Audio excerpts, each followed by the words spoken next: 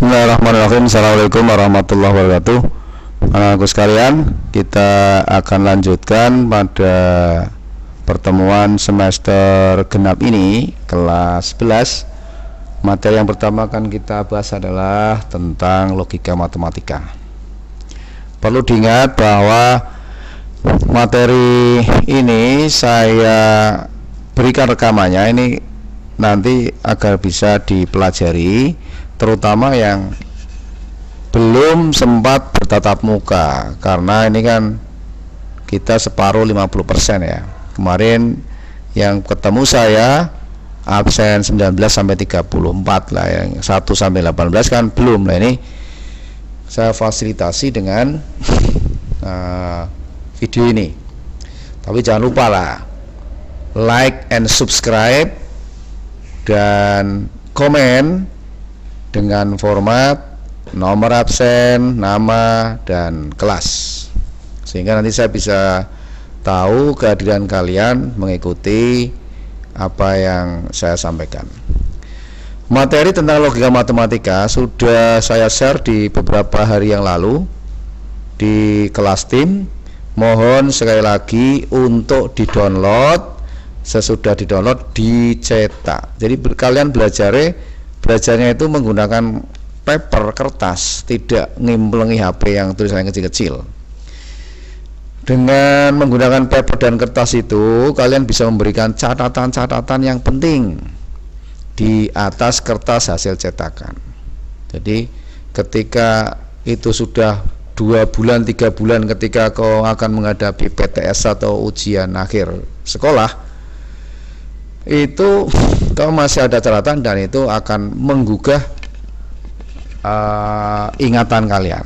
Tapi kalau masih dalam bentuk file gembleng begitu, ya seperti yang saya berikan masih kosong, belum ada cetakan, akan terjadi kesulitan. Terus seperti itu. Jadi mohon dengan sangat, kalau yang memang tidak mampu, keterbatasan uang untuk fotokopi atau nyetak, ya dicatat, harus dicatat dalam bukumu. Nanti saya akan cek sebagai tugas kurikuler ya. Jadi saya ngerti kau punya, minimal sekolah itu punya catatan, maksud catatan yang HP. Nah kalau lain-lain, kalau kau punya laptop lah dicatat di laptop, nanti saya lihat ada gitu ya. Itu pun kan matematika harus pakai orek-orekan, orek-orekan di mana nanti kalau hanya di seperti itu kan. Demikian ya. Mohon ini dilaksanakan dengan sebaik-baiknya sehingga kekeliruan, kesalahan-kesalahan pada semester 1 bisa diperbaiki di semester 2 ini, sehingga untuk selanjutnya tidak mengalami kesulitan. Saya tidak kesulitan memberikan nilai, kau juga tidak bolak-balik dipanggil nggak datang karena kau khawatir tugasnya belum selesai, gitu ya. Oke, logika matematika. Yang pertama, logika matematika ini saya akan menyampaikan standar kompetensinya, yaitu menerapkan logika matematika dalam pemecahan masalah yang berkaitan dengan pernyataan majmuk dan pernyataan berkuantor. Pernyataan majmuk dan pernyataan yang berkuantor ya.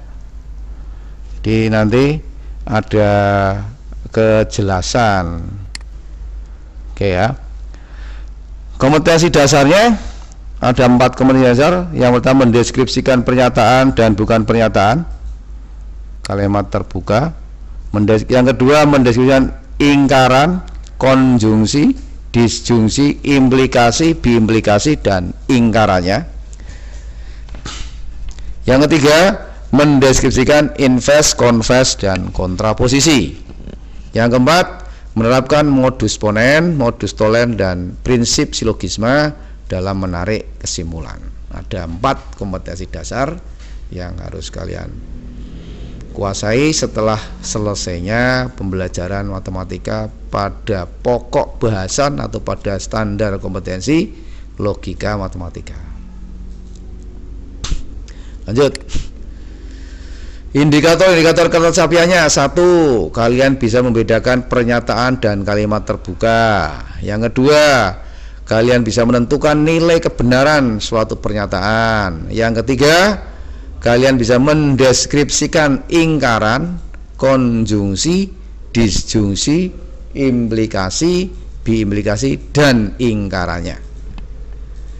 Indikator keempat, mendeskripsikan invest, confess, dan kontraposisi. Lanjut. Sekarang adalah yang pertama kita bahas tentang pernyataan dan bukan pernyataan. Oke ya. Pernyataan adalah kalimat yang apa yo? Bentar.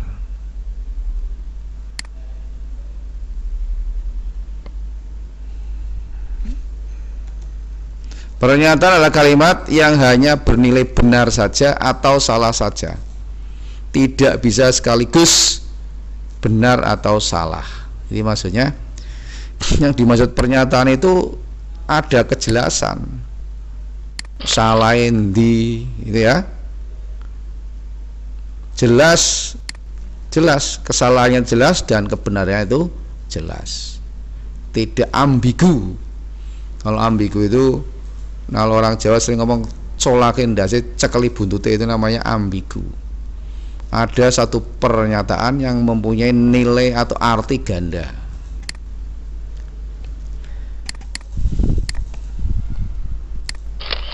Berikutnya, pernyataan biasanya dilambangkan dalam huruf kecil seperti A, B, C, dan lain-lainnya.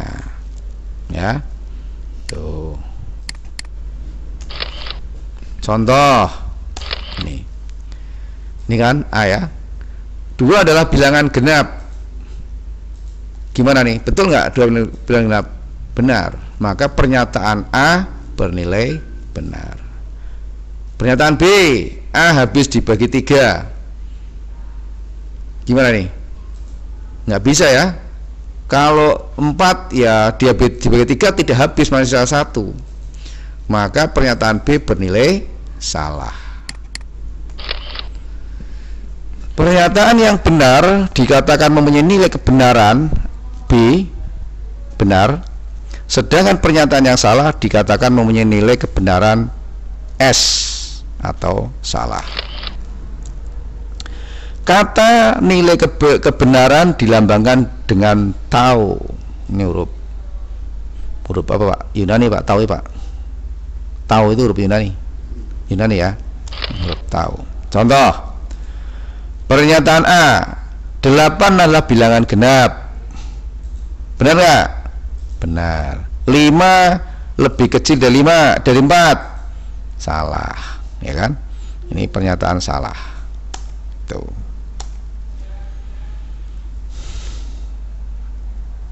Oke ya. Ini pernyataan dan bukan pernyataan.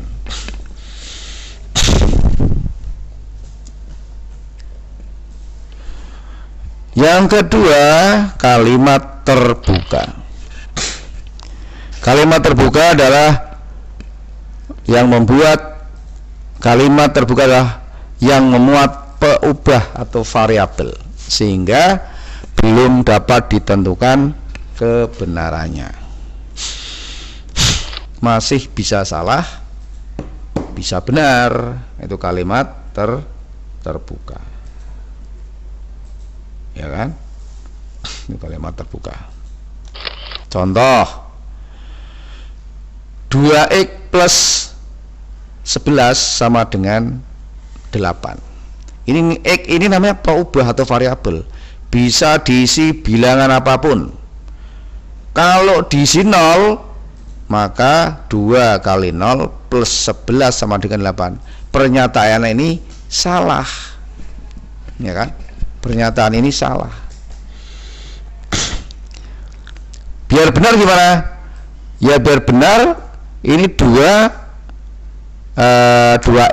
sama dengan 8 min 11. Berarti x-nya min 3/4. Kalau x-nya min 3/4 pernyataan ini menjadi benar. Tapi kalau X-nya 0 salah, X-nya 1 salah. Ini yang dimaksud kalimat terbuka. Contoh kedua, itu adalah benda cair. Ingat, kata-kata itu menunjukkan benda yang dimaksud itu jauh, sehingga untuk membuktikan cair atau tidak kan harus didekati, terus dibuktikan, dipegang. Cair, padat, atau gas. Benda itu banyak, ada yang cair, ada yang padat, ada yang gas.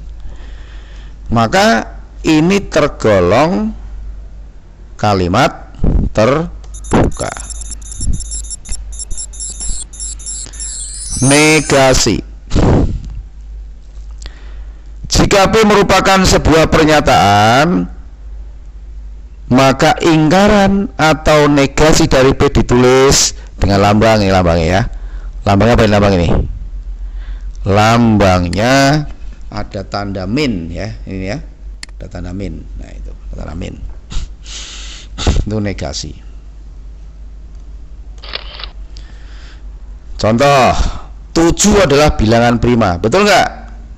7 betul prima.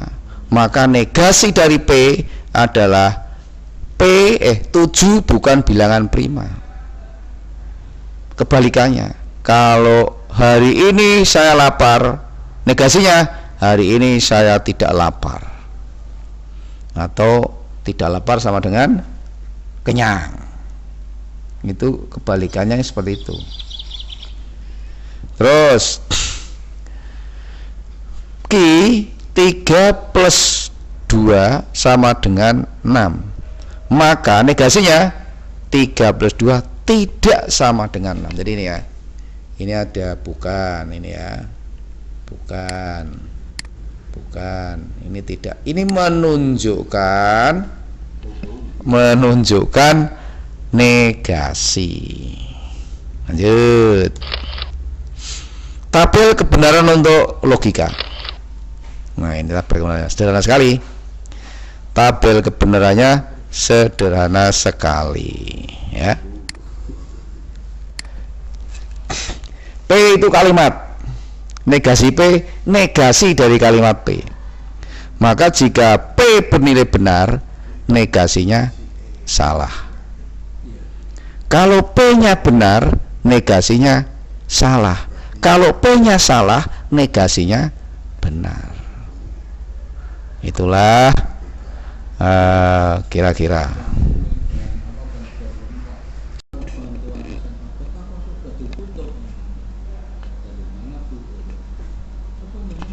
Lanjut untuk yang berikutnya, yaitu disjungsi. Disjungsi ya. Disjungsi. Disjungsi adalah, nah ini definisinya dulu biar tahu ya. Disjungsi adalah gabungan dari dua pernyataan yang dirangkai dengan menggunakan kata hubung. Disjungsi pernyataan P dan pernyataan Q ditulis dengan lambang P. Ini tanda pembuka ke atas ya. Disjungsi Q. Tabel kebenaran disjungsi sebagai berikut. Nah ini.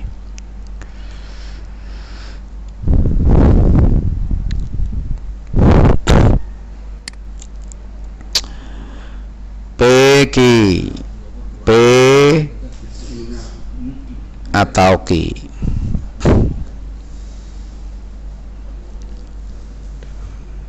Ya. Jika P benar, Q benar, disjungsinya benar. Pernyataan pertama salah, pertanyaan pertama benar, pertanyaan kedua salah, disjungsinya benar. Pernyataan pertama salah, yang kedua benar. Kemudian pernyataan pertama salah, pernyataan kedua salah, disjungsinya salah. Ini disjungsi. Oke ya. Ini gimana nih? Ini ada kuncinya dari hasil ini, yang hasil operasi disjungsi itu kan semuanya B. Nah ini saya tandai, yang saya garis bawah ini adalah sebagai kunci. Nah ini ya. Nah ini kunci. Jadi pokoknya kalau SS itu pasti salah untuk disjungsi. Benar, salah satu benar. Nah ini disjungsi. Ini nanti di betul-betul dihafalkan.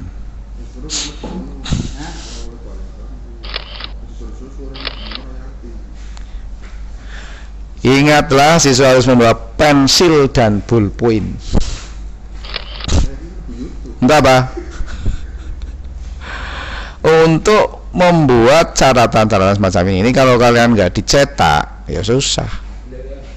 Harusnya dicetak ini. Lanjut. Konjungsi. Konjungsi adalah pernyataan yang dibentuk dari dua kalimat yang dirangkai dengan kata hubung atau. Ya.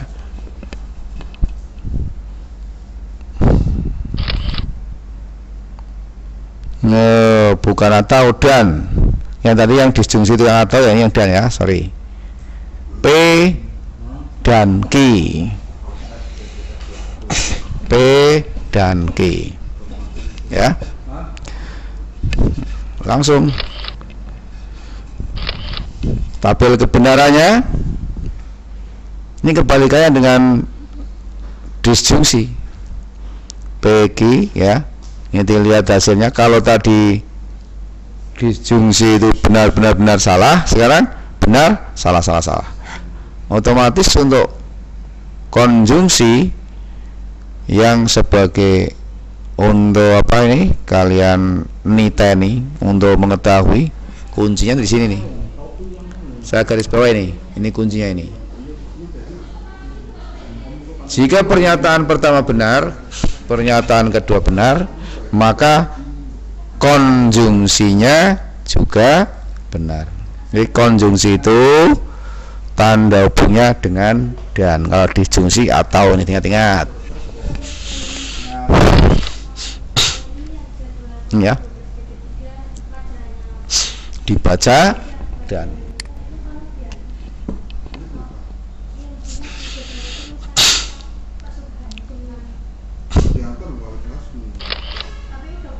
Implikasi.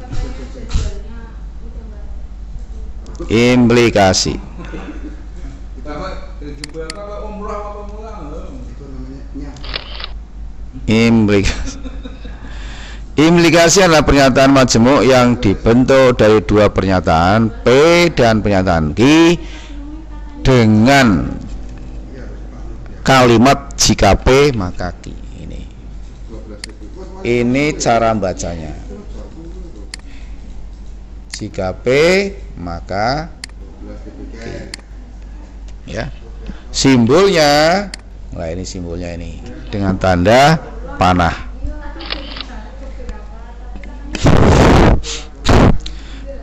Dibaca jika Q maka Q atau ada 4 ini. P hanya jika Q, Q jika P, P syarat cukup bagi Q, Q syarat perlu bagi P. Ini adalah kalimat, tapi ini tidak lazim, ya. Yang lazim ya ini, yang pertama ini. Jika P maka Q, jika P maka Q. Ini yang lazim ini.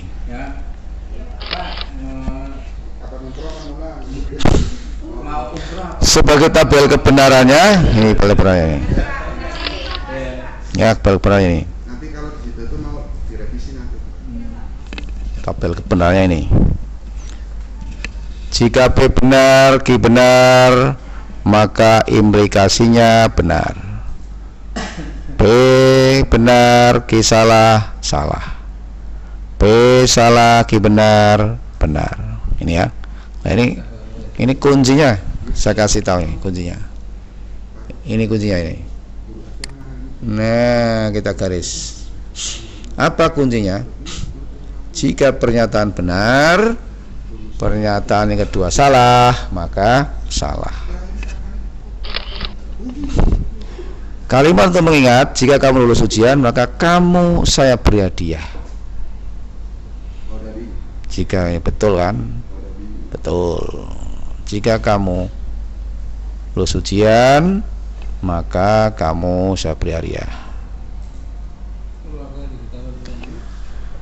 Berikutnya, implikasi.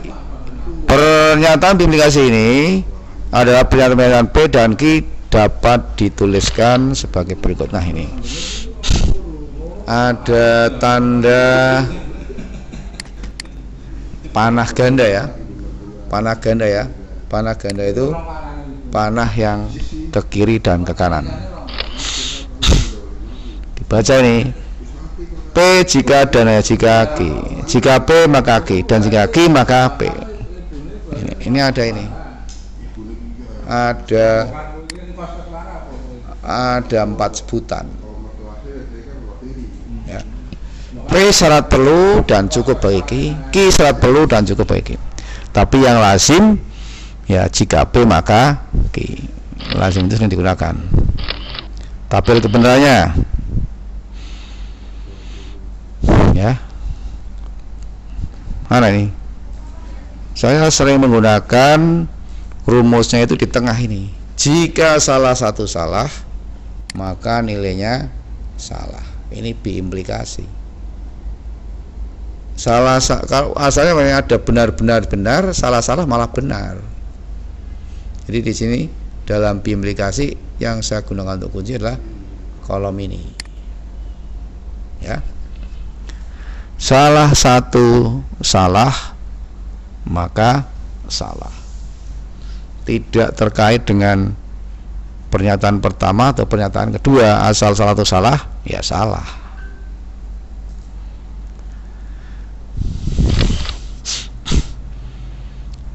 Berikutnya pernyataan majmuk adalah pernyataan yang dibentuk dari beberapa pernyataan tunggal yang dirangkai dengan menggunakan kata hubung logika.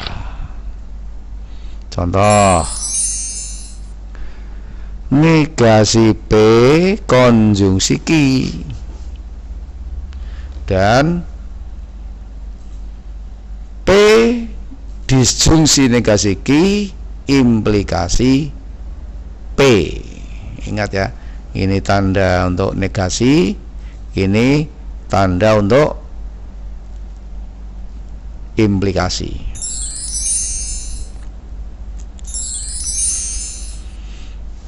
Tentukan nilai dari kebenaran ini. P disjungsi negasi Q implikasi P. Untuk menentukan nilai kebenarannya biasanya menggunakan tabel ya. Kita buat tabelnya. Nah, pertama ini adalah kalimat pertama P. Ya, ini kalimat pertama. Terus ini kedua. Terus apa yang dibutuhkan? Butuh negasi Q ya. Butuh negasi Q ya, masukkan negasi Q. Terus butuh ini, butuh P disjungsi negasi Q. Ini yang kedua. Yang ketiga semuanya. Nah, ini semuanya.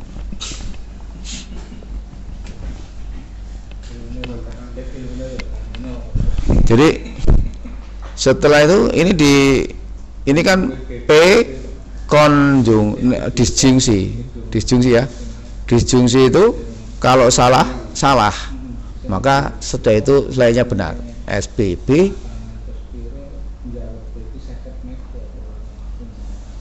ya kan? SSS salah satu benar. Ini. Lalu untuk implikasi tadi rumusannya apa? Rumusannya ada ya. Rumusannya sudah gitu.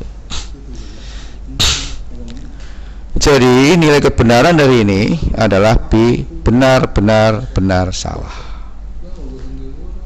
Ini kalimat majmuk. Ditulis tahu.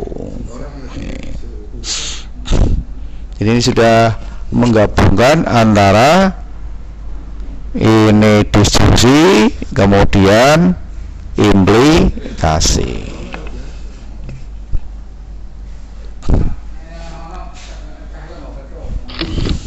Tautologi.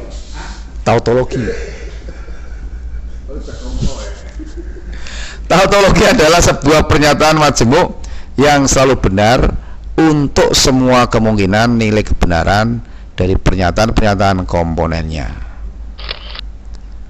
Contoh, tunjukkan bahwa pernyataan majmuk P implikasi P disjungsi Q adalah sebuah tautologi.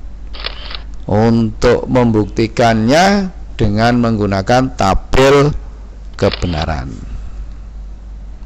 ya, menggunakan tabel kebenaran. Ini apa saja? P, kolom P, karena ada Q pakai kolom Q. Terus yang dikurung ini P disjungsi Q. Terus terakhir kesimpulannya yang ini semuanya, ya. Ini kan P ditulis BB SS, ini BS BS. Nah sekarang P disjungsi Q. Bagaimana disjungsinya? Nah ini disjungsinya ini akan bernilai salah jika keduanya salah. Dicari yang salah keduanya. Nah ketemu nilainya B semua. Wis aku mikir. Kemudian implikasi. Implikasinya mana? Implikasi antara kolom 1 sebagai P dan kolom 3, ya. Nah ini betul semua, ya. BB juga B, BB apalagi, SB, SS betul semua ini. Sehingga benar bahwa pernyataan majmuk P implikasi P disjungsi Q adalah tautologi.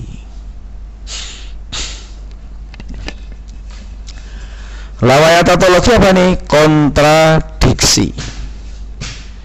Kontradiksi adalah sebuah pernyataan majmuk yang selalu salah untuk semua kemungkinan nilai kebenaran dari pernyataan komponen. Jadi kalau ini kan jelas ini betul semua ya nilainya B ini kan B. Dan nanti dalam kontradiksi ini akan selalu salah. Kita lihat.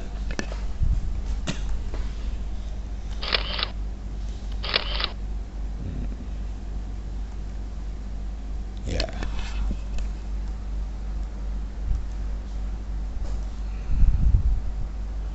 Kontradiksi namanya.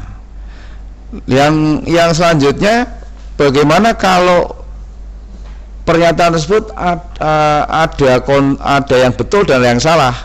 Ya berarti bukan tautologi atau bukan kontradiksi. Demikian, terima kasih. Kita lanjut pada pertemuan berikutnya. Assalamualaikum warahmatullahi wabarakatuh.